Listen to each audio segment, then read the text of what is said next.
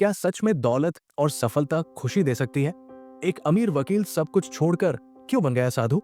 इस वीडियो में हम the monk who sold his Ferrari की प्रेरणादायक कहानी जानेंगे, जिसे रॉबिन शर्मा ने लिखा है। जानिए कैसे एक इंसान ने तनाव, दौलत और भागदौड़ भरी जिंदगी छोड़कर सच्ची शांति पाई। अगर आप भी सफलता के साथ सुकून चाहते हैं, तो ये कहानी आपकी सोच बदल सकती है। अंत तक जरूर देखें। The monk who sold his Ferrari का पहला और सबसे बुनियादी सिद्धांत है अपने मन पर काबू पाना, जिसे किताब में एक बेहद खूबसूरत बगीचे के उदाहरण से समझाया गया है। इसे आसान भाषा में समझे तो हमारा दिमाग एक उपजाऊ जमीन की तरह है। अब यह पूरी तरह आप पर निर्भर करता है कि आप इस जमीन में कीमती फूलों के बीज बोते हैं या इसे खरपतवार और कचरे से भरने देते हैं। ज्यादातर लोग अपने दिमाग को एक कूड़ेदान की तरह इस्तेमाल करते हैं। हम दिन भर नकारात्मक खबरें देखते हैं, दूसरों की बुराई करते हैं, पुरानी गलतियों पर पछताते हैं और आने वाले कल की उन मुश्किलों के बारे में सोचकर डरते हैं जो शायद कभी आएंगी ही नहीं। ये सब मानसिक कचरा है जो आपकी मानसिक शांति को खत्म कर देता है। इंसानी स्वभाव है कि हम अक्सर अपनी बाहरी दुनिया को बदलने की कोशिश करते हैं, बेहतर नौकरी, ज्यादा पैसा, बड़ा घर, लेकिन हम उस इंजन यानी अपने मन को नजरअंदाज कर देते हैं जो इस पूरी जिंदगी को चला रहा है। असलियत यह है कि आपकी बाहरी दुनिया वैसी ही होती है जैसी आपकी आंतरिक दुनिया यानी आपके विचार होते हैं। अगर आपके मन में अशांति है तो आप महल में रहकर भी दुखी रहेंगे, और अगर मन शांत और अनुशासित है तो आप साधारण हालातों में भी राजा की तरह महसूस करेंगे। मन पर काबू पाने का मतलब ये नहीं है कि आप सोचना बंद कर दें, बल्कि इसका मतलब है कि आप अपने विचारों के चौकीदार बन जाएं।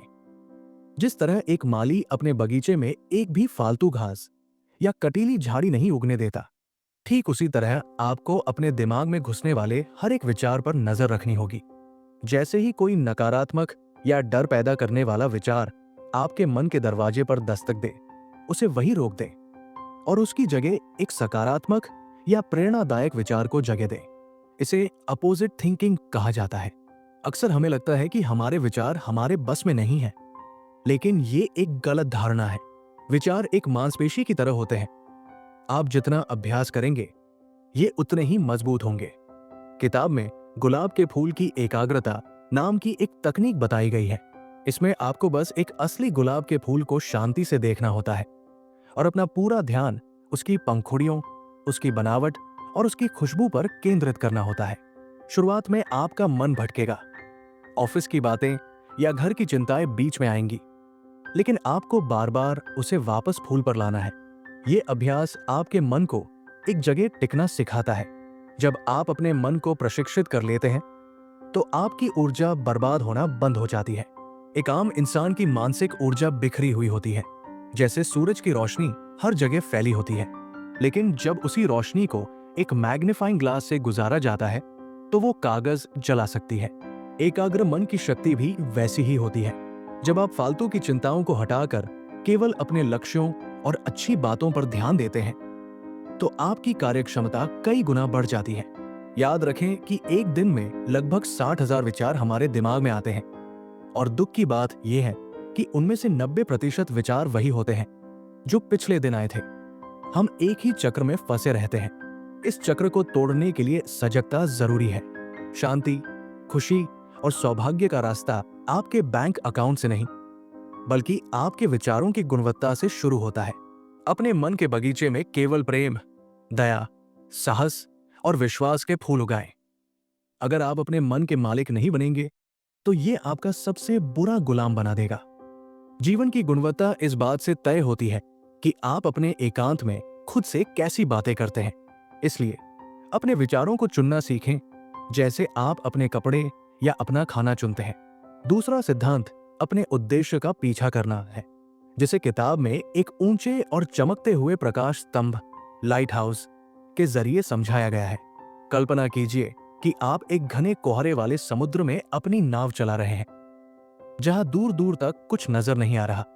ऐसे में अगर कहीं से एक रोशनी की किरण दिखाई दे, तो वो आपको सही दिशा में ले जाएगी और डूबने से बचा लेगी। हमारे जीवन में हमारा उद्देश्य यानी धर्म वही प्रकाश स्तंभ है।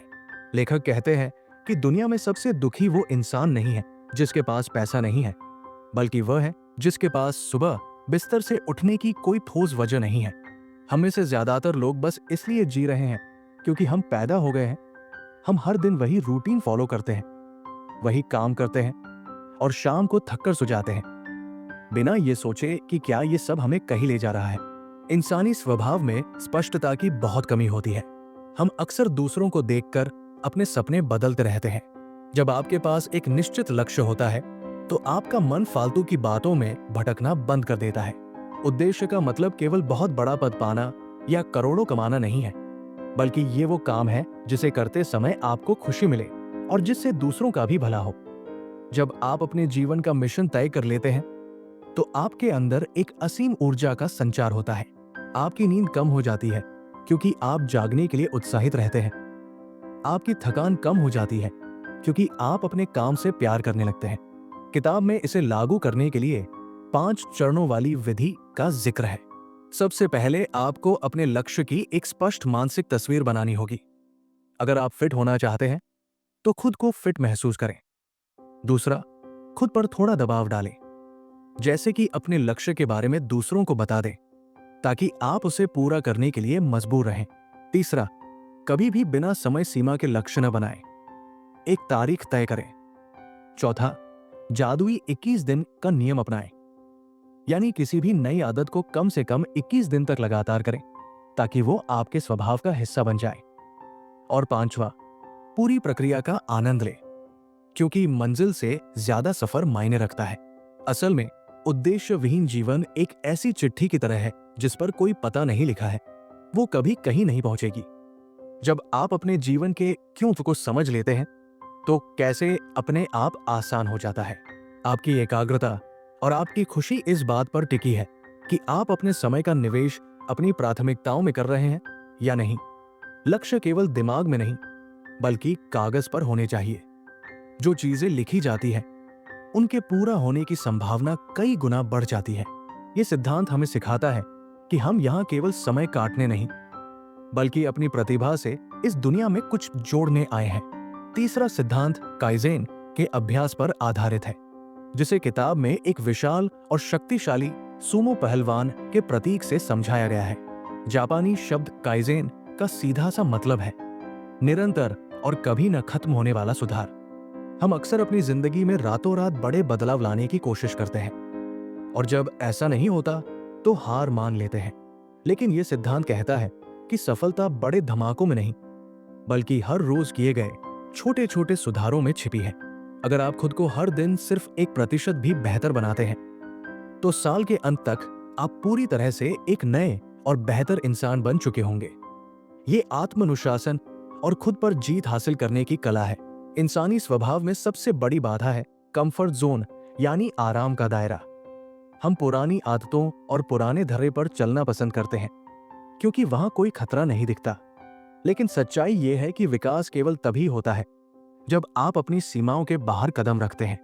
काइजेन हमें सिखाता है कि हमें अपनी मानसिक, शारीरिक और आध्यात्मिक क्षमताओं को लगातार चुनौती देनी चाहिए। अगर आप डरपोक हैं तो साहस का अभ्यास करें।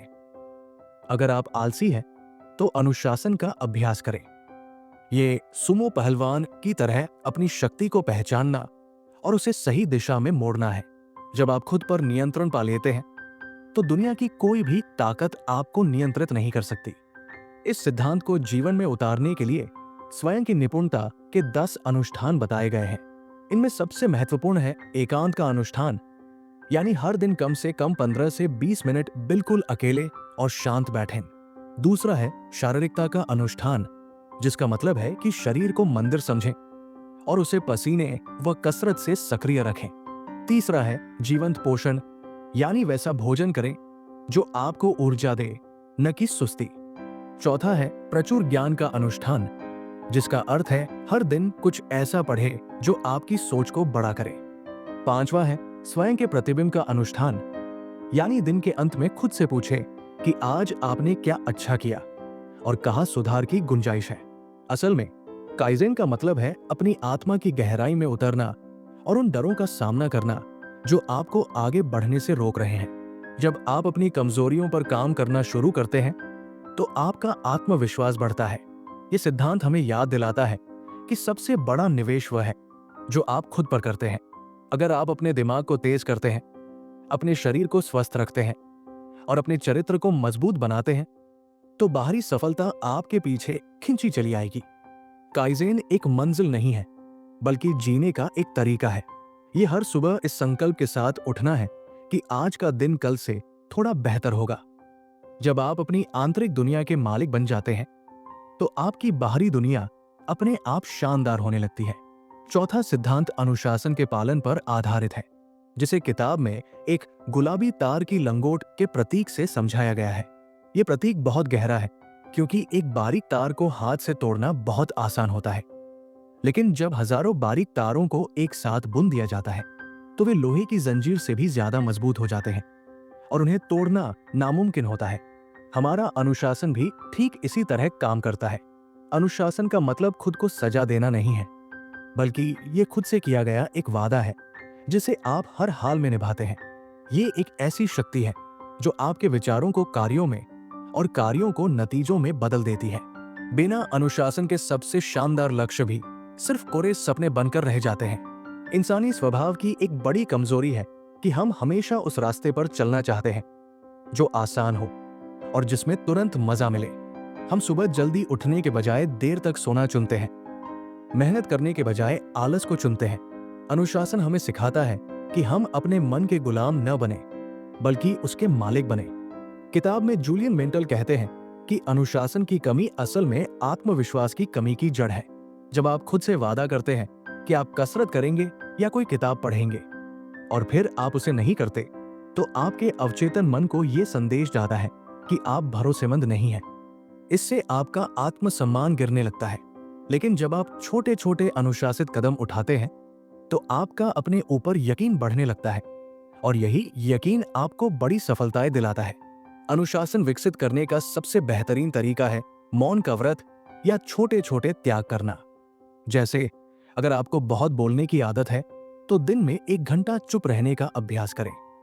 अगर आपको मीठा बहुत पसंद है, तो कभी कभी उसे न खाने का संकल्प लें। ये छोटी जीतें आपके इच्छा शक्ति की मांसपेशी को मजबूत करती है। अनुशासन का मतलब यह है कि आप वो करें जो आपको करना चाहिए, न कि वह जो आपका मन उस वक्त करना चाहता है। यह आपकी आंतरिक स्वतंत्रता का रास्ता है।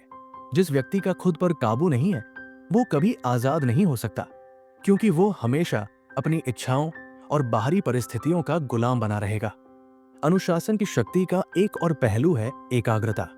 जब आप अनुशासित होते हैं, तो आप अपना ध्यान उन चीजों पर लगा पाते हैं जो आपके जीवन के उद्देश्य के लिए जरूरी है। आप फालतू के विचलनों और मनोरंजन के जाल में नहीं फंसते। अनुशासन आपको एक ऐसी मानसिक स्पष्टता देता है जिससे आप भीड़ से अलग अपनी एक पहचान बना पाते हैं। ये सिद्धांत हमें याद दिलाता है कि एक महान चरित्र का निर्माण रातों रात नहीं होता, बल्कि ये हर दिन लिए गए उन छोटे छोटे फैसलों का नतीजा है जहां आपने अपनी सुख सुविधाओं के ऊपर अपने कर्तव्यों को चुना। जब आपकी इच्छा शक्ति इतनी मजबूत हो जाती है कि वो आपके शरीर के आलस को हरा सके, तब आप वास्तव में जीवन के विजेता बन जाते हैं। 5वां सिद्धांत अपने समय के सम्मान पर आधारित है, जिसे किताब में एक सोने की घड़ी के प्रतीक से समझाया गया है। समय हमारी सबसे कीमती और इकलौती ऐसी संपत्ति है जिसे एक बार खोने के बाद दुनिया की सारी दौलत खर्च करके भी वापस नहीं पाया जा सकता। हम में से ज्यादातर लोग ऐसा व्यवहार करते हैं जैसे हमारे पास अनंत समय हो, जबकि सच्चाई ये है कि हमारा जीवन रेत की घड़ी की तरह है, जिसकी रेत धीरे धीरे नीचे गिर रही है। समय का प्रबंधन असल में जीवन का प्रबंधन है। अगर आप अपने समय पर काबू नहीं पा सकते, तो आप अपनी किस्मत पर भी काबू नहीं पा सकते। जो इंसान अपने समय की कद्र नहीं करता, वो कभी भी महानता हासिल नहीं कर सकता, क्योंकि सफलता की पहली शर्त ही यह है कि आप अपने हर मिनट का सही निवेश करें। इंसानी स्वभाव की एक बड़ी विडंबना यह है कि हम पैसे बचाने के लिए बहुत मेहनत करते हैं, मोल भाव करते हैं, लेकिन अपना कीमती समय उन कामों और उन लोगों को दे देते हैं जो हमारे जीवन में रत्ती भर भी मूल्य नहीं जोड़ते। हम अक्सर दूसरों को खुश करने के लिए या सिर्फ ना न कह पाने की कमजोरी की वजह से अपना कीमती समय बर्बाद कर देते हैं। समय के सम्मान का मतलब कंजूस होना नहीं है, बल्कि इसका मतलब अपनी प्राथमिकताओं को समझना है। किताब में एक बहुत ही प्रभावी नियम बताया गया है जिसे 20/80 का नियम, परेटो प्रिंसिपल कहते हैं। ये कहता है कि आपके 20% काम ही आपके 80% परिणाम लाते हैं। इसलिए बुद्धिमान इंसान वही है जो उन 20% कामों को पहचानता है और अपना पूरा ध्यान उन्हीं पर लगाता है। बाकी के फालतू कामों को वो छोड़ देता है या दूसरों को सौंप देता है। समय की कद्र करने का एक और तरीका है अपने दिन की योजना बनाना। अगर आप अपना दिन शुरू करने से पहले ये तय नहीं करते कि आज आप क्या हासिल करना चाहते हैं, तो आप दूसरों के एजेंडे का शिकार बन जाएंगे। लेखक कहते हैं कि भोर का समय सबसे कीमती होता है। सूरज निकलने से पहले का वो शांत समय आपकी मानसिक शांति और योजना बनाने के लिए सबसे बेहतर है। जो लोग सुबह जल्दी उठते हैं और अपने दिन की रूपरेखा तैयार करते हैं, वे दुनिया के बाकी लोगों से मीलों आगे निकल जाते हैं। समय का सम्मान करने का मतलब ये भी है कि आप अभी की शक्ति को पहचानें। काम को टालना, प्रोक्रेस्टिनेशन, समय का सबसे बड़ा चोर है। जब आप किसी काम को कल पर टालते हैं तो आप न केवल अपना कल बर्बाद कर रहे होते हैं, बल्कि आज का सुकून भी खो देते हैं। अंत में ये सिद्धांत हमें ये याद दिलाता है कि मृत्यु अटल है और हमारा समय सीमित है। जब हम इस सच्चाई को स्वीकार कर लेते हैं तो हम फालतू की शिकायतों, नफरत और छोटी छोटी बातों में उलझना बंद कर देते हैं। हम उन चीजों पर ध्यान देना शुरू करते हैं जो वास्तव में मायने रखती है, जैसे हमारा स्वास्थ्य, हमारा परिवार, हमारा जुनून और हमारी आत्मा की शांति।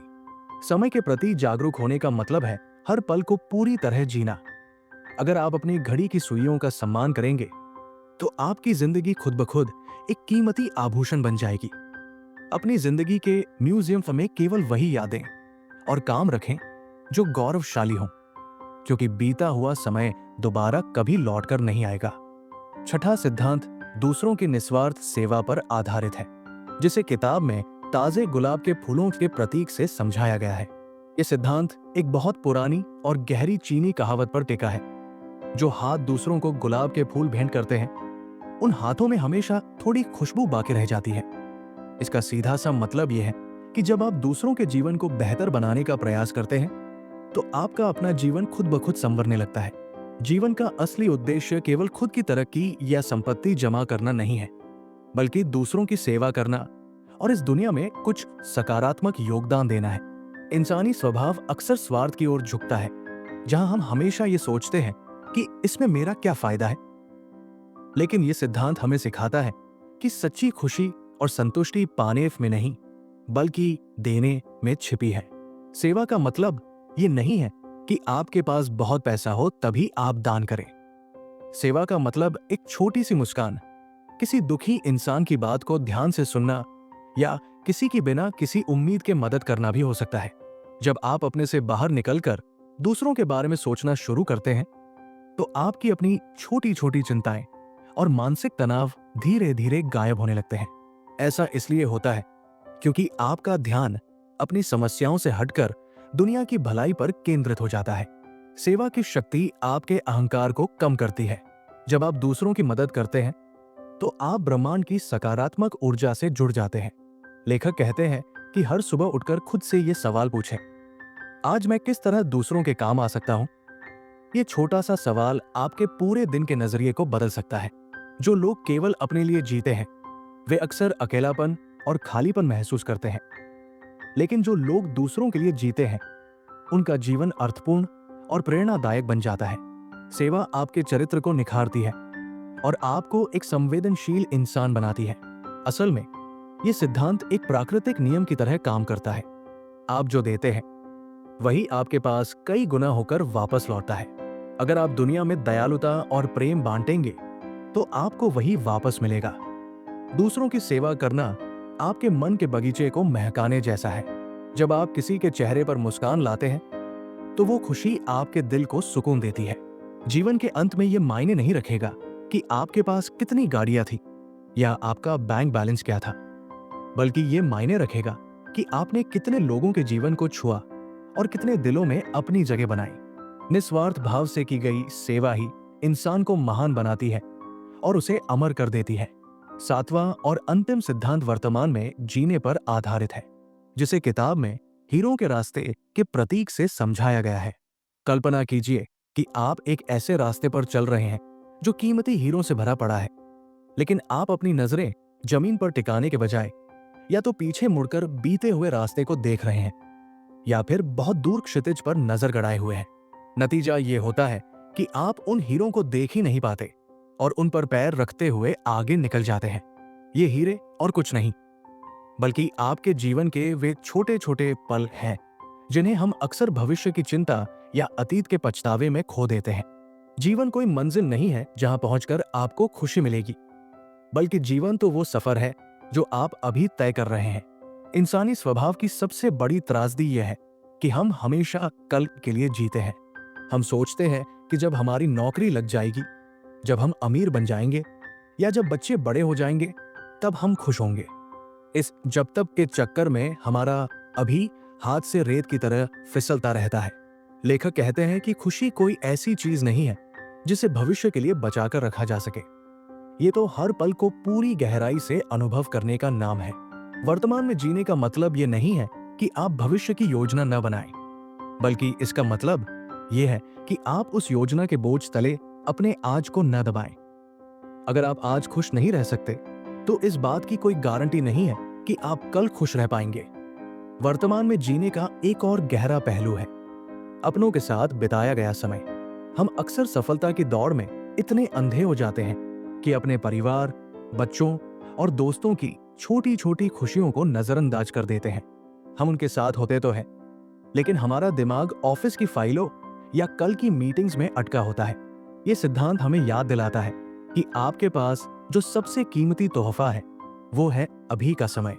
अपने बच्चों को खेलते हुए देखना, सुबह की ताजी हवा को महसूस करना या किसी दोस्त के साथ ठहाके मारना, यही वो असली हीरे हैं जिन्हें हमें सहेजना चाहिए। जब आप वर्तमान में पूरी तरह जागरूक होकर जीते हैं, तो आपका तनाव कम हो जाता है और आपकी रचनात्मकता बढ़ जाती है। असल में जब आप अपने मन पर काबू पा लेते हैं, अपना उद्देश्य जान लेते हैं, खुद में सुधार करते हैं, अनुशासित रहते हैं, समय की कद्र करते हैं और दूसरों की सेवा करते हैं, तब आप वास्तव में वर्तमान का आनंद लेने के काबिल बन पाते हैं। जीवन बहुत छोटा है और हर बीतता पल आपको आपकी मृत्यु के करीब ले जा रहा है। इसलिए शिकायतें छोड़े, पुरानी कड़वाहटों को माफ करें और आने वाले कल के डर को त्याग दें। अपने आसपास की खूबसूरती को देखें और हर उस सांस के लिए आभारी रहें जो आप अभी ले रहे हैं। जो इंसान आज में जीना सीख गया, उसने जीवन का सबसे बड़ा रहस्य जान लिया। अगर आपको ये वीडियो पसंद आई तो लाइक करें, चैनल को सब्सक्राइब करें और बताएं, क्या आप भी ऐसी जिंदगी जीना चाहेंगे? मिलते हैं अगले वीडियो में।